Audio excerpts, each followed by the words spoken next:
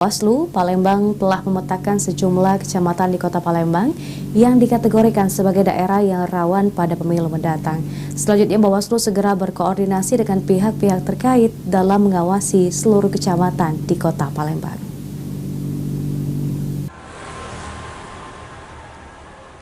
Kecamatan yang dianggap cukup rawan dalam proses pemilu mendatang di Kota Palembang oleh Bawaslu Palembang yakni Gandus, Kertapati, Pelaju, dan juga Sako.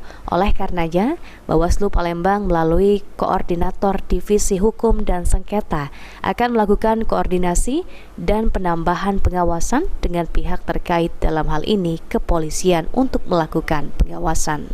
Selain itu juga para anggota Bawaslu Palembang yang bertugas di wilayah tersebut akan selalu mengontrol dan mengawasi agar wilayah tersebut aman dalam proses pemilu mendatang. Daerah-daerah yang seperti itu, kami akan melakukan penambahan jumlah pengawasan.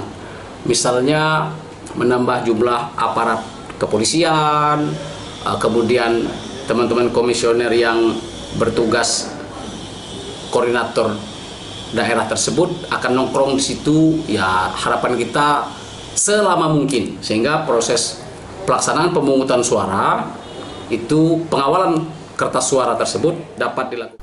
Walaupun di luar 4 kecamatan yang dianggap rawan termasuk aman, namun Bawaslu Palembang akan tetap melakukan pengawasan secara ketat terhadap kecamatan lain dalam proses pemilu mendatang sehingga Kota Palembang dapat aman dan kondusif saat pemilu.